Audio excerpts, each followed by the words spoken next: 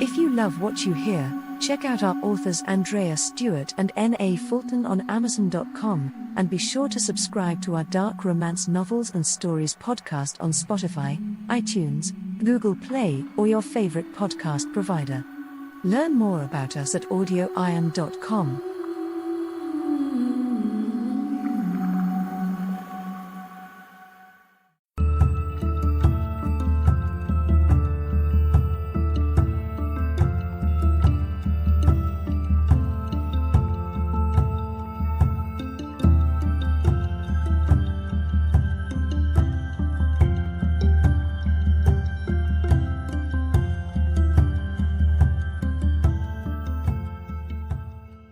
Acheron, the Demon King, by Andreya Stuart.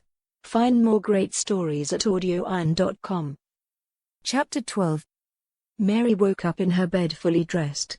Sunlight streamed through the window. She felt rested and a bit remote.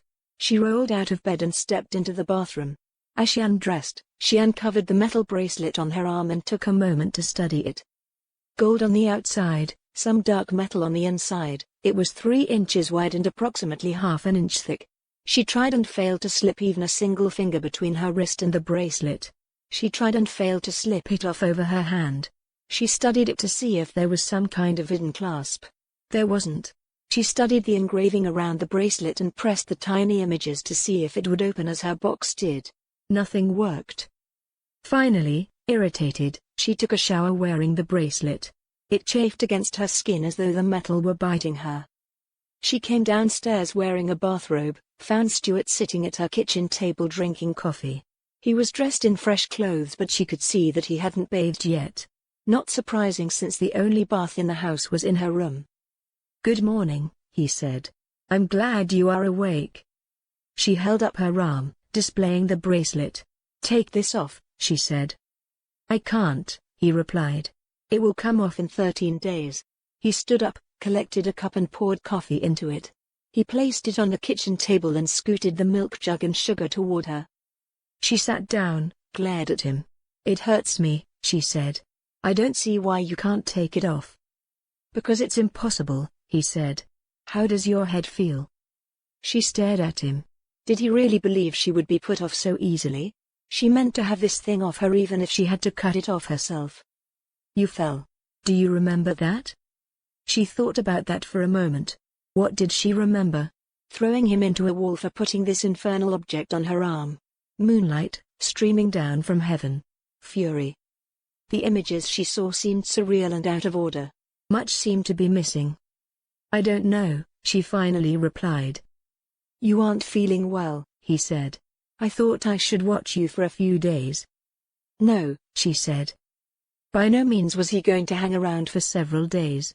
She was going to cut this thing off her arm the second he left, and thus he would be leaving immediately. "Get out," she said. "We should at least have Ahmed take a look at you." Out. She found herself standing, pointing at the door. Still he remained seated, studying her like a bug under glass. Then she said something else, something in a language she didn't know. Then he was standing, eyes riveted on her, wary. She pointed at the door. He inclined his head slightly as if in a kind of bow, then moved toward the door. As soon as he was outside the door, he moved toward her. "If you feel ill, call me," he said. "Don't come back until you can remove this profanity," she said. Then he was gone and she was alone. She heard his car leave the gravel drive, then stepped out into the sun-filled morning. Glancing at the sky, she knew it was after 11. She had slept soundly, no dreams had plagued her. She padded across the grass, not bothering to close the robe she wore. Once in the barn, she reviewed her collection of tools. At the moment, she worked in clay, but like most artists she had explored several media. Metal sculpture required the use of so many things, including torches, metal cutters, pliers and saws. She had abandoned it as far too mechanical to be worth pursuing. Nevertheless, she had most of her metalworking tools affixed to the walls of the barn. 2 hours later she was furious beyond words.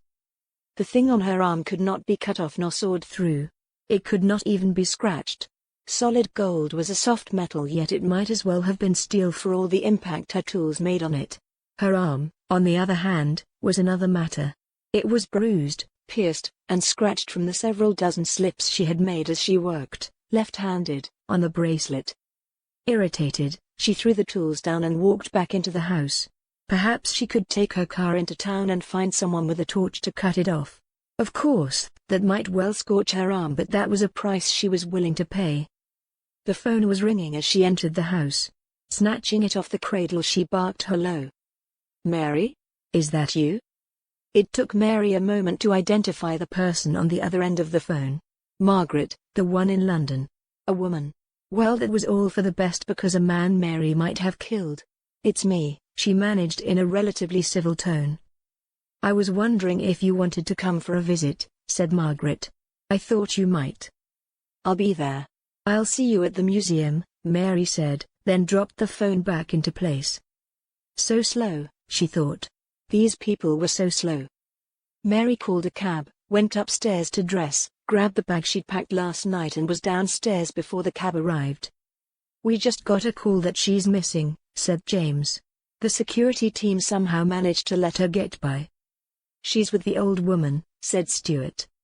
"She called you?" James asked. Stuart sighed and stared at the phone. Now that the stars were finally aligning, and all the ritual elements were falling into place, he could feel his patience with people ebbing. "I just know she's there," he said. "Track them down and keep an eye on them. I don't care about the crone, but I don't want our girl to get hurt." Chapter 14. Margaret sat across from Mary at the trestle table in the pub. She nursed a shandy and Mary drank red wine. Before them a plate of bread and cheese were displayed. Some part of Mary appeared to find the food interesting, but the mechanics of eating were appalling. She drank wine instead. "I called because I think I now know what you meant when you said you were in trouble," said Margaret. She looked older and somehow more frail. "I've been looking into that man who came to Beltane." "Stuart," said Mary. "He is quite dangerous, I believe," said Margaret. "I hope you haven't gotten into something you can't handle with that club you joined." Mary looked at her, wondered what she was talking about. "I don't know what you mean," she said. "You seemed so upset during your last visit. And I used the library to do some research. I found out his father was rumored to run the same kind of club. They were said to kill young women. The last report of a death was just a few years after Stuart was born. They found the woman in southeast London. She bled to death outside a church." Mary stared at her. What on earth was she talking about? "I don't understand," she finally said. "What has this to do with me?" "Well, you said Stuart made you join a club and I thought it might be the same one." Margaret was looking at her as if she were a stranger. "They gave me something," Mary said, holding out her arm. "Can you take it off?" She held out her arm, displaying the bracelet and her badly damaged arm. "I've tried everything." Margaret leaned forward, examined the bracelet, then reached out gingerly to touch it. Carefully she turned it around, searching for a clasp or hinge. "They gave this to you?" she asked. "It looks very old and very valuable." "Yes," said Mary. "But it won't come off and I don't like it." "You should go to the police," said Margaret. "Will they be able to take this off?" Mary asked. Margaret stared at her. Slowly she drew away. "I think the police will be able to help you," she said. "All right," said Mary. "Where are they?" And she stood up. Police. Yes, that was the correct thing to do. Stuart had no right to put this thing on her, to refuse to take it off. Without another word, Mary grabbed her bag and left the bar, striding out into the street, determined to find a police officer as quickly as possible. As she reached the far curb, she heard Margaret calling for her and turned around. Margaret was chasing her, running as though her legs were made of thin sticks. Mary saw the car hit the old woman, saw her fly 20 feet into a lamp post. She saw the driver of the car, another old woman, scream, fly out of the car, run toward the crumpled creature that used to be Margaret. Mary waited for the image to make sense, for Margaret to rise or the woman to stop screaming. But instead people came running from several places, including inside the pub she had just left. They were shouting as well. Some were using their cell phones. They were calling the police, ambulances. Mary walked back across the street to try and understand. She looked into Margaret's vacant eyes. Her head was an empty house. There was no one there. She was still staring at Margaret when the police came. She turned to the officer closest to her, a young man, dressed all in blue. "It won't come off," she said, holding out her arm to reveal the bracelet. "What?" he demanded, staring at her as if she were mad. "Step back, madam." "They put it on me but it won't come off." She held up her arm. Wasn't he supposed to help people in trouble? "Shove off," he said sharply. "Leave us alone or I'll drag you in." He turned to look at Margaret, then moved to the old lady who was sitting in her car crying. Mary watched the officer go and studied the second police officer that was talking to other people. They were no help, she found herself thinking. None. She walked away from them. Something inside of her was shaking, frightened, but leaving Margaret with the men seemed to quiet it a bit. Where on earth could she go? Who would help her? David. He would help her, wouldn't he? Where was he? Japan. He was in Japan. Too far away to help. But she could make him come back. But he was just another man. Too many men, she found herself thinking. Men were the problem. She walked a long way, eyes scanning those she passed, searching for someone who might be able to help her remove the bracelet. Before long she found she was passing things that were familiar to her. She saw a park with ducks and a green pond. She walked into the park, watching the late afternoon light fill it with gold flecks. She remained there until darkness fell, until the moon rose in the sky. She found herself watching it with longing as it paraded across the sky. Then she was walking again. She had to go home but she didn't know how. When at last she stood outside a tall building, one with arched doors and long windows, she paused. There used to be someone here who could help. She entered the building, walked through it searching for her old friend. He could help her. Though she looked everywhere she couldn't find him. Instead, in a tiny alcove, a tiny grotto, she found a woman with tears rolling down her face, her feet illuminated by dozens of candles. Mary sat down on one of the long benches staring up at the woman and watched her tears fall. "Can I help you, daughter?" came a voice. She turned toward it, seeing a man just inside the little temple. He was dressed in black and had a white notch in his collar. He was her father, she found herself thinking. "I can't take this off," she said.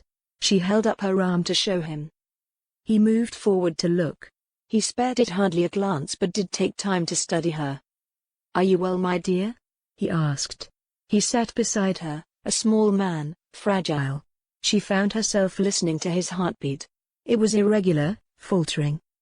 "I am a daughter of St. Anne's," she found herself saying. "I grew up here. And I think I am lost." "No, my dear. You are found." Then the old man took her arm and led her from the room with the crying lady.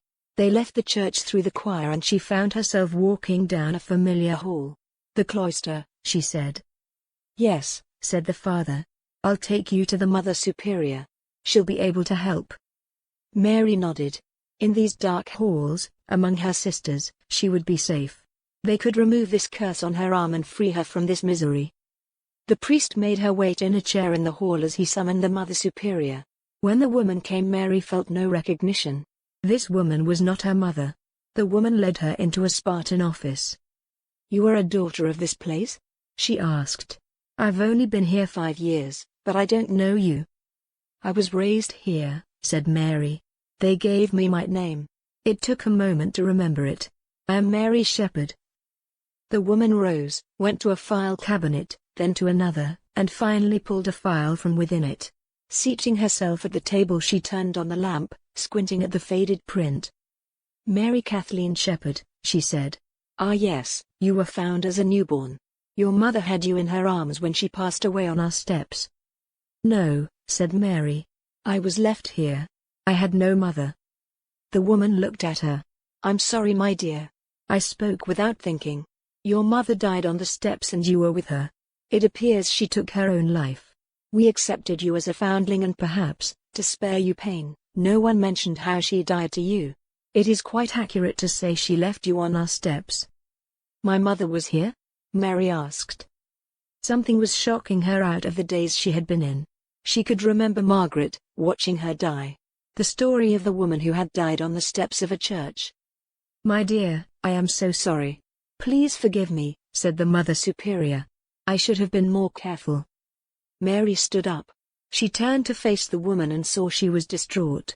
She raised her hand. "Peace, daughter," she said. The woman fell back in her chair, eyes wide, mouth open. "Holy Mother," she said. Mary smiled and left her, walking out of the cloister and into the moonlight. Mary woke up on the bench where she had watched the ducks and geese late last night. The morning sunlight stumbled across her, prodding her in the eyes until she opened them. It took a moment to figure out where she was. Sitting up, she felt the band around her arm bang into the metal of the bench. What on earth had she been doing? The events of the day past were, like her memory of the ritual before, surreal. Had Margaret really died? What had that woman said about her mother? Mary could not decide what was real and what was a dream. She rose. She walked to the underground station at the corner of the park, jostling next to the other early morning riders in complete silence. Images flickered through her head like isolated frames of a movie. Nothing made sense. What she remembered couldn't be real. She got off the underground and got on a train bound for Cambridge. Sitting in the carriage, she stared at the bracelet. It meant something, was important for some reason, but she could not recall what that reason was. Once in Cambridge, she was reluctant to return home. She finally decided that the tremors in her hands had something to do with hunger. She honestly could not remember the last time she had eaten. It was certainly days ago. Food tasted odd, felt foreign in her mouth, but her utter dislike for it seemed to have faded a bit. Once she was finished with her meal, she found herself remembering Margaret's words. Something about Stuart's father had frightened her. Perhaps she should call Margaret and ask her to explain. Her mind shied away from this notion, images of vacant eyes filling her head. Of course, she told herself, that was insane. She simply could not have watched Margaret die. That must have been a dream. But nevertheless, she would not bother to call the woman. What could she say? "I had a dream that you told me something about Stuart's father and then I watched you die?" That was ludicrous. She left the tiny restaurant. Cambridge was a university town, which was to say that the university was spread around and throughout the town rather than being a town surrounded by a university. It had several libraries, all of them linked to a networked computer system. If there were any information at all about Stuart's father, she would be able to find it here. With that aim in mind, she walked to the closest library, the music annex, and waited for a place at a terminal. As the light faded from afternoon into evening, she started searching for information on Stuart, his father and their society. Afternoon faded into evening before she found anything interesting. Like his father, Stuart was an archaeologist. His specialty was Britain from prehistory through the Middle Ages. He had a reputation for finding exceptional structures and for positing theories for their significance and symbology that other researchers seemed to find exciting. Arthur Treleavan, who never married, seemed to have acquired a son without explanation. 30 years ago, the boy had simply been named his heir. When Arthur died just 5 years later, the boy was a very wealthy orphan. Stuart went to the finest schools and, like his father, excelled at his chosen profession. When he turned 21, he came into his estate. Now, at 30, Stuart was both wealthy and well respected.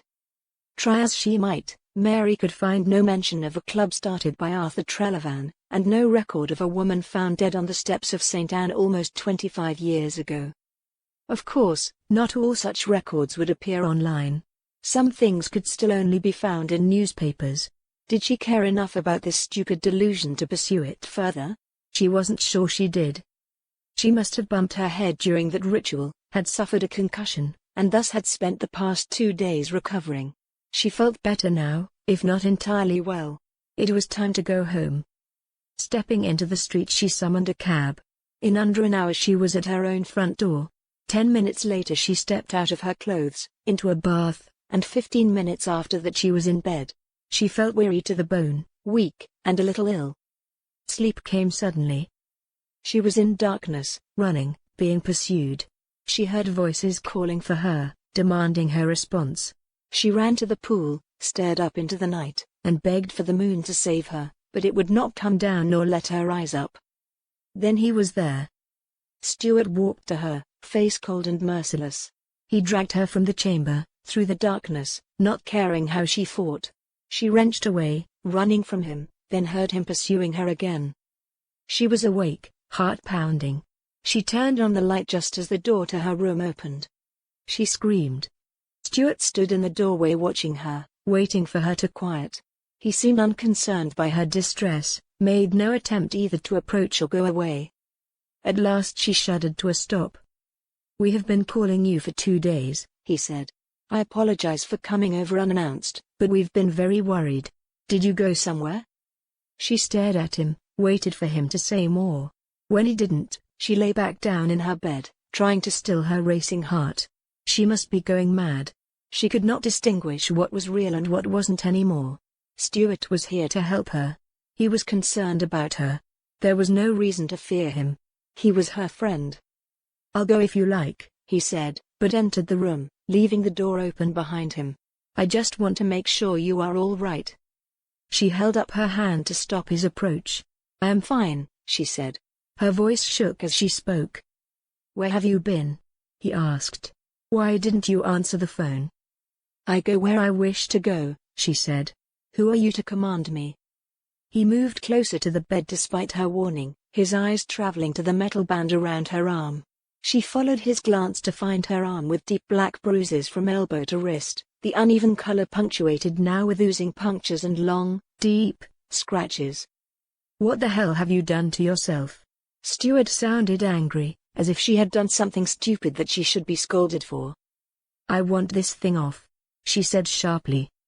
He knelt by the side of the bed, took her arm in his, examined it, then he said, "I guess you do." She found she could hardly breathe. His touch was sure, confident, careful as he examined her wounds. Beneath the smell of soap, she could smell his skin, could feel his muscles flex as he moved. His eyes lifted to meet hers, and she felt him assessing her. As if in a dream she brought her other hand up to caress the back of his neck, drew him to her, their lips met. He shifted closer, followed the line of her jaw with a finger as he deepened the kiss. She lay back on the pillow, something inside her stirring. He broke the kiss gently, stood up to look down on her. She felt herself flush with embarrassment. 2 minutes ago, she had been terrified of him, and now all she could think of was how much she wanted him to make love to her. He returned to the doorway, leaned against it. "You can't take it off," he said. "No one can. It's there for another 11 days. "What is it for?" she asked, struggling back into a seated position, aware that her face must be as red as a fire engine. "It's just an ornament," he said. "Stop trying to take it off." She shook her head. "It hurts me," she said. "You can see that it doesn't," he said.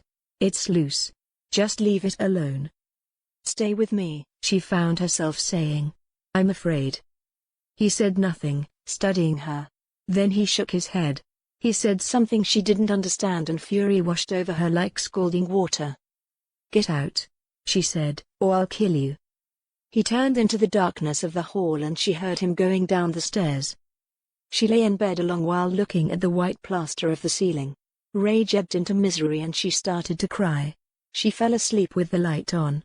Mercifully, this time she had no dreams. David called early the next day. From the instant she heard his "Hi babe," she found herself angry. "Hello," she responded coldly. What use was he to her, there on the other side of the world? Images of him playing with paper and metal boxes all day long filled her head. "I have been trying to call you," he said. "Where have you been?" "Where have I been?" she demanded. "You and that woman, that assistant, I know exactly what you have been up to." He was having an affair. She could see the woman in her head, a pretty Asian girl, well-connected. A new wife to go with a new job. "Lee?" he asked. "Don't call here again," she said, hanging up the phone. She left the house, striding toward the barn. The sound of the phone ringing followed her until the answering machine picked it up. Men, she found herself thinking, so stupid, so useless, so good for nothing. She started to work on the bracelet again, determined that this time she would have it off. Ahmed came as evening fell, finding her in the barn where she still sat with her tools. He knocked on the open door. She turned to look at him, then returned to her work. When he stood a few feet away she looked up. "Can I help you?" she demanded. "Actually," he said, "I believe I'm here to help you. Stuart said you hurt your arm." "I can see how." He had his little black bag in one hand. She knew what was in it. More biting metal things. Nothing that would help. "I want it off," she said as she continued trying to cut the bracelet off with a saw.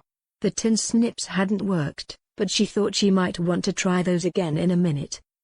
"I don't think it will come off," he said carefully. "But perhaps I can stop it from hurting." "I want it off," she said without pausing. "May I look at it?" he asked. She eyed him warily, then dropped the hacksaw and held up her arm. He moved forward to take it. Blood quickly covered his hands and he pulled a handkerchief from his pocket to dab at her arm. "You'll need a tourniquet if you don't stop," he said. "I can give you something to make it bother you less." She slipped out of her chair, reached up to pull his head down, brushed her lips against his. She held him when he would have pulled away, opened his mouth with her tongue. She felt his body shift, hand coming to her hip, drawing her toward him. "No." Mary heard Stuart's voice and turned toward it. He said something she didn't understand, and somehow, she responded in the same language.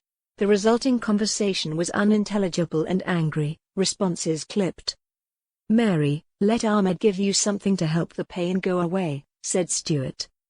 "Fine," she said. Perhaps if she did as they asked, they would leave her alone. A syringe appeared in Ahmed's hand, and before she could say another word steel was biting into the vein of her good arm. She felt numbness slide into her shoulder, across her chest, into her head. Power seemed to coil up from the ground to fill her. Ahmed flew across the room to slam into the wall of the barn. He fell forward a moment later, blood welling from multiple wounds across his back. She had thrown him into the long nails on which she dried masks. Satisfaction filled her. She turned to Stuart. From behind her she heard her tools rattle, all the tools she had used to try and pry this device from her arm. They flew toward him, twisting and turning like living things. They flew past him into the darkness. He looked stern but not frightened. Without a word he entered the barn, collected Ahmed, and carried him out over his shoulder. She followed him, hurling epithets, Chapter then 15. returned to her work. Stuart One way delivered or Ahmed another to this the ornament hospital was and coming watched the off. doctors cut the bloody clothing off his inert body. Then he put in a call to James letting him know he shouldn't approach Mary or allow anyone else to approach her. Some part of him felt guilty that his friend and aide was currently filled with holes from rusty nails, and another felt nothing but extreme irritation with the girl. It was hard to remember she was under the direct control of a deity. Even on her own, Mary was volatile, mercurial, and traumatized. He would have to be the one to handle her. He was built for it.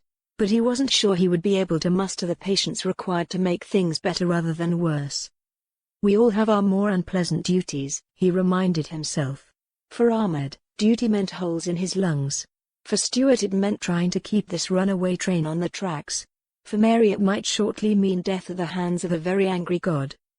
Once the doctors indicated they had Ahmed's situation well in hand, and the society's lawyers had arrived to lie about exactly how Stuart had come to bring the injured man in, Stuart returned to his bloody car. A couple of hours after Ahmed had tried to help her then flown back first into a wall, Mary sat on her couch, arms swollen around the bracelet, feeling feverish. She should go to the hospital, she found herself thinking. Someone would be able to help her there. As she contemplated calling either a cab or an ambulance, someone knocked on her door. She stumbled up and forward to answer it, finding herself unexpectedly face to face with a messenger. He had a box in his hands and numbly she signed for it with her left hand. She asked him to set it on the table, which he did. Then he left. She opened the box to find Margaret's purse on top of a stack of documents. There was a note from the museum saying she was the only one who had ever called or visited the woman at the premises and asking her to return these things to Margaret's next of kin. Mary fell back onto the couch. She saw Margaret flying through the air, her head striking a post, the vacant eyes. It hadn't been a dream. Margaret had died because she had tried to warn Mary, had tried to help her. Mary dropped the purse back in the box, and as she did her eyes fell to a photocopy of a news article. Knowing, even as she picked it up what it would say, she read the words. Mother and child found at St. Anne's. It was exactly as the Mother Superior had told her. Her mother had slit her own throat with a sharp knife. She had to get away or they would kill her. She stumbled up into her room. Her arm felt like a leaden weight attached to her body.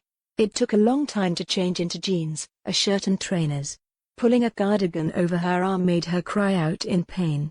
She found her purse, reached in to retrieve her keys, and clambered back down the stairs. It had been more than a week since she'd taken her ancient Mini shopping. At first the engine refused to turn over, and each attempt to turn the key made pain shoot up her arm. After 4 tries the engine caught and she engaged the clutch. She draped her right hand over the steering wheel, used her left hand to put the car into reverse. She guided the car along the gravel until she came to the main road. She shifted into first, drove the car forward, biting her lip as she had to turn the wheel with her right hand. It hurt to move her arm, to flex her wrist at all. She should go to a hospital. But she was afraid that Stuart would find her if she did. In a matter of minutes her Mini was flying along the road. When she came to a turnpike, she followed it onto the A road, then at the next roundabout she turned toward an M road. In half an hour she was on the highway, driving she knew not what direction. It didn't matter where she went, as long as they couldn't find her. How had she come to this? It must be fate, she found herself thinking. Her mother had died trying to save Mary, but the society had found her, tricked her, forced her to serve their purpose. And now she was running, as her mother had run, trying to flee a demon and all of his servants. Anyone she spoke to, who tried to help her would die. She drove into the sunset, following the sun as it curled to the west. She had to go somewhere so remote they would never find her. Her strength was failing. Instinctively she looked to the sky, looking for the moon. She saw it, a tiny crescent in the evening sky. Darkness fell and she was driving through a windmill farm, dozens of thin, 2-story scythes slicing through darkness. She was cold, shaking, hungry, and she feared if she didn't stop driving soon she would crash. A roadside bread and breakfast motel emerged from the night. She turned off into the cluster of buildings. It was an effort to get out of the car, to walk to the front door of the manager's home. She rang the bell. The hatchet-faced woman who admitted her had suspicious eyes. She demanded payment in full, all the while staring at Mary's swollen arm. She took the credit card she was handed and ran it immediately. When the charge went through, the woman gave her 2 small towels, a bar of soap, a key, then walked her back to the front door. "Cottage near the road," she barked, then shut the door in Mary's face. Deadbolts clicked into place. Mary let herself into the cottage. It was a single bedroom and bathroom decorated in green and white striped wallpaper. There was just a bed, a phone, a broken dresser and a television. The bathroom was bare except for a toilet, shower and mirror. Her first look into the mirror made her cry out. The apparition before had a face as white as snow, matted hair, eyes like dark pits. Agony was evident in every feature. Her arm was swollen, black, and several of the deep scratches were seeping fluid. She bathed the arm in the sink using warm water and soap, forcing herself to open the seeping wounds. When she was done, she twisted one of the towels around the broken flesh, then lurched back into the bedroom to fall on the bed. The phone rang. It kept ringing until she picked up the receiver. She pressed it to her ear, knowing who it must be. "Mary?" said Stuart. "Don't hang up." She gasped. Against her will she kept the cold plastic against her head. How had he found her? How could he have known? "I want you to listen to me," he said. "There is nowhere to run. The only way to escape is to die. I don't think you want to die, do you?" She shook her head. "The thing inside you doesn't care if you are killed," he said. "But we do. We can't force it to obey us, but maybe you can. You have to let us help." "I'm afraid," she said. "I want someone to help me."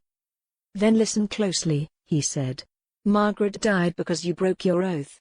You told her about us. She tried to interfere. You killed her," she screamed. "You did. You took an oath. You swore to serve us. Events will conspire to destroy you and anyone who helps you break your oath. I have no more control over that than you do." "You killed my mother," she said. "No. She died because she tried to run away and because she took you away from us," he said. "Everyone who helped her died. You belong to us." "No. James and I are coming to collect you. You are going to let us help you before it's too late," he said. "Ahmed is in the hospital because the thing inside you nearly killed him. Don't let it hurt us." And then he was gone. She returned the phone to its cradle, sat on the bed, tears streaming down her face. She'd never had a chance. They had pursued her, forced her to do as they wanted, bound her to some demon, and now they were coming to collect her. 10 minutes later there was a knock on the door. Before she could rise to open it, or bar it, the deadbolt was turning. Stuart stood in the doorway, a pale James behind him. "Only you can restrain Our Lady," said Stuart. He entered the room, bent to collect her in his arms like a child. He carried her out into the night, past her Minnie, to the open door of the black Jaguar. He stepped into the car holding her on his lap. She lay her head against his chest, the soft wool of his overcoat pressing into her cheek. Waves of fury and fear rushed through her, frustration and misery fought for dominance. James sat in the driver's seat, the car started, then they were back on the dark road. In a matter of minutes, they had driven through the gates of the abbey and were passing through the woods. She cried out in dismay. "Our Lady wanted to be here," he said as she cried out in dismay. "You were running away. She was coming home." Then he was stepping out of the car, lifting her up, and carrying her into the house. They put her in the same room she stayed in on her previous visit. Stuart set her on her feet just inside the bedroom door. "Undress," he said. "You'll find something to wear in the bathroom." Too weary to argue, she stumbled into the bathroom, shutting its door behind her. She found a new cotton nightgown, freshly laundered, hanging on a hook. She also saw towels on a heated rack near a glass-enclosed shower. She undressed, contemplated the shower, and gave in to temptation. 20 minutes later Stuart entered the room to find her sitting on the floor, directly under the shower spray, half unconscious. She was shivering though her skin was bright red from the hot water raining down on her. "Did I say take a shower?" he asked. He opened the glass door, reached in to turn off the water, and collected her limp body from the floor. He carried her naked to the turned-down bed. When he covered her with the down counterpane, she felt like she had been consumed by a cloud. "We've called a doctor," he said. "Try not to hurt this one." He left the room and returned with a heavy-set white-haired man wearing a well-tailored business suit and a red tie. The man examined her arm, lifting it, probing the pockets from which fluid seeped. "Any chance we can take this off?" he asked, tapping the bracelet. "No," said Stuart. The man nodded. "Let's see if we can bring down the swelling with some antibiotics." Stuart nodded. The man took out a cell phone, said something unintelligible to the person on the other end of the line, then terminated the call. "Drugs will be here in an hour." He looked at her. "We should drain the pockets and start on 4." Stuart nodded. "We need towels," he said. Stuart stepped into the bathroom to retrieve 2 large white towels that the doctor subsequently laid under her arm on the bed. He pulled a syringe and a small vial from his bag. Mary felt something inside her stir. "Take her arm," said the doctor. "I'll use a local for the pain." "We won't hurt the nice doctor," said Stuart to Mary. He sat on the bed beside her, took her arm at the elbow and wrist in a firm grip. The doctor stepped forward. She watched the very tip of the needle penetrate the skin, felt something coil inside, ready to spring. "It will stop hurting in a moment," Stuart said. "Let him work." Liquid fire poured through her arm, leaving nothing except a fuzzy warmth in its wake. Before long the limb felt like it belonged to someone else. The doctor drew a blade through the swollen flesh near one of the deep scratches. A putrid yellow fluid spilled onto the white towels. The doctor pressed on the edges of the wound, used a needle and thread to close it. He repeated the procedure 3 more times with other areas on her arm. By the time he had finished his work, her arm was substantially less swollen, though more florid. He applied plasters over the stitched areas, then stood up. "The next time you decide to amputate your arm, young lady, I recommend that you use cleaner tools." He dropped his materials into his bag. "I can give you something to help her sleep." "No," said Stuart. "Just something local for the pain." At this point James appeared with a bottle of saline and a bag full of some other clear medication. The doctor opened his bag and pulled out a sealed bag of clear tubing. A moment later he had set up an IV into her good arm. "I'll send something over for the pain and fever," said the doctor. "I'd also like to check on her tomorrow." Then he was gone. Stuart removed the soiled towels, adjusted her blankets, dragged a chair from near the fire to her bedside. Sitting in it, he propped his feet on the edge of her bed. "Why are you doing this to me?" she asked. What did I do to deserve this punishment? I knew where you were a decade ago, knew what you would have to do and when. But you seemed happy at St. Anne's. I saw no point in not letting you pursue as normal a life as possible.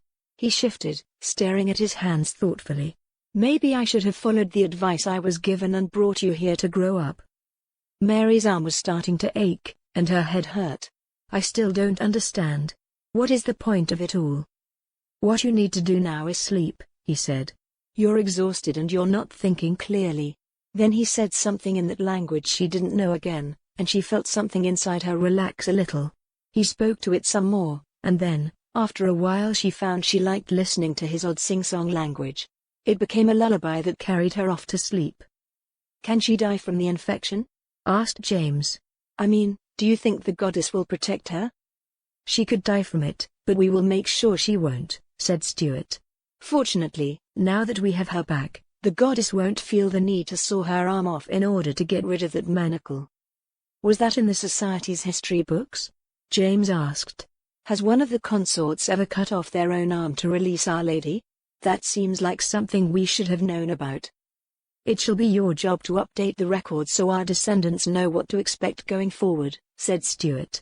Generally the consorts are too well watched, too well schooled, and too well disciplined to be in a position to do the kind of damage she has done. She's not in her right mind, said James. That's why she spoke to Margaret. Mary didn't break her oath.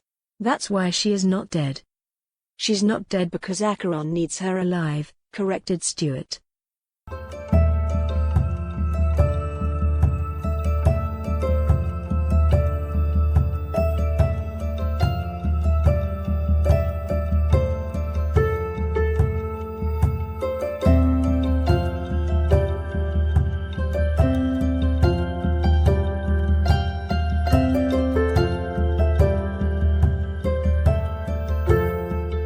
Voice recording and story copyright 2020 by Nancy Fulton. All rights reserved.